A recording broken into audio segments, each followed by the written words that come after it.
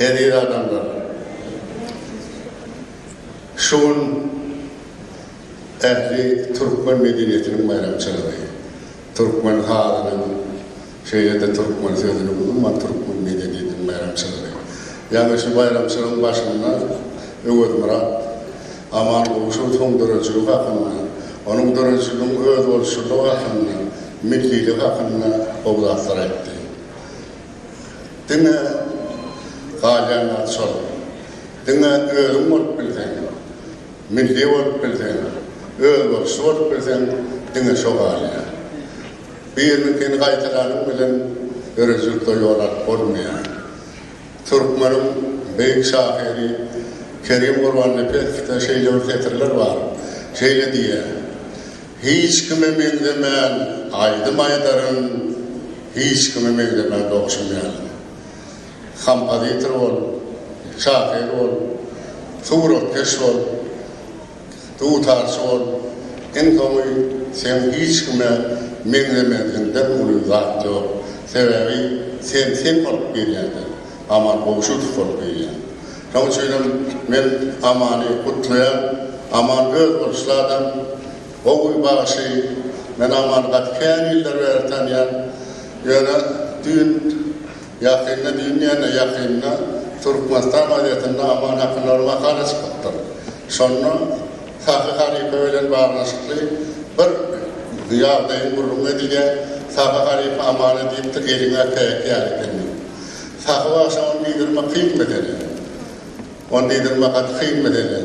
Sebebi sakı bağışlayan adamlar ömrünü öz halkına bağışlan, şu toprak bilen bitişen, vatan bilen, yurt bilen bir uğra öğrenen adamlar. Ondan yeniden bir bağlanışık buradaydan şu amanatı değişti, ehli kadanlara da, ehli kampaliterlere de değişti. Sakıcık var, ölüm yaslanına yatırka, biz 3 adım olup soramağa vardık. Yağdayı beteken, öden yerinden turup bilene, düşökte yatır, bir kaptarını da boğuk sultan atıyor. Ondan biz var 3 adam, vardık boyun sultan, arkasında tekki verip kahvakini oturttu, yastıklar koydu, ondan gözü kulak görüne, dili gürülene, yemi diye, sultan aydan planı geldi, kalkı diye böyle, elini tipalıya da şeyle diye, iyiliğine de hizmet edin, iyil var mı bilenler diye. Ölüm yastığına yatırka, büyük başı şey diye, siz iyile hizmet edin, iyil var mı bilenler diye. Sonun onu söz yok. Amanın ömrüne iyiliğine hizmet edip gelen adam. Şeyden mudayarak 70 yaşa yetiptir.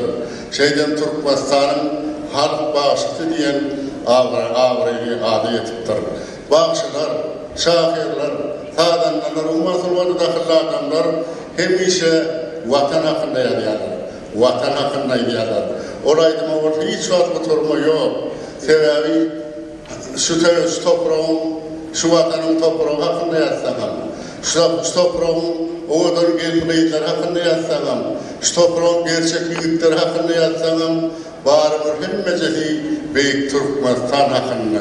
Olaydım orada hiç vakit olmaya ama aman aydıptır. Neşular oturan yaş adamlar aydarlar. Onun indikini aydar. Bağırır Türkmen hakkında kaydım. Türkmen büyük yurdu hakkında kaydım. Bir kararlık hakkında kaydım. Hiç vakit olmaya sebebi adam en kovudadın vatan hakkındaydı. Sebebi şu vatanını da onun bir karar olun. Bir karar olun vatanına. Şunu baktıdan fırsatlarda, şunun acap devranlarına onun ömrü var. Şunun için ya bağışlar, şahirler, tuğratkeşler hemişe büyük vatanın aydınlaydılar. Şimdi ben sözüm uzatmadığı için amanı jubileyleri kutla bir geçici koşma hakları yayınlar. Veya şahir deyip çağıramazsan, onun bir geçici koşma makarası elbet olmaz mukadiyen. Yurdum, Tanrı'nın nazar salan diyarı, yazlarım ol, kışlarım ol, sabahım ol, Oğul Han'ın korkun atan devamı, Türkmen ilim sen aman ol. Kapıyı açıp, kapıyı açıp, Oğuna çıkan sana, doğduğuma bereket, sağda hem dana, sen ertire var ya, kökürüp düğüne, cahan yollarına, yaşkaram ol. Akbarın götürdük, döwran sürüyayna, beyik maqtım oluy, uruhu käben, sazlarına mayil, dilime vurgan, menin zıvanımda, yalnız doğan ol. Ananın men durna aşık yazın duyduma, koşulup karşıp gittim yazına, aydım yazıp şerik buldum duyduma, aranmaz midemez avattım yanmal. Doğun gelye, doğun didarım tüyse, Türkmenin gülüdü, o çok hem ansa, köpek dağı, karabım o çoklar, sen doğan mal. O kadar ahır doğan mal. Koy bizim o kadar yurdumuz, o kadar ahır doğan malsın. Koy toprağın üstüne, şuna adamlar o kadar ahır doğan malsın. Koy bizim sağlamız sözlerimiz, o kadar ahır doğan malsın. Dünyada Türkmen marka, dünya arkanda Türkmen sanatı vatanın marka, arkanda Türkmen yal halkın marka, aman yal hemişe belet dualarının aymayıp olur. Sağ olun.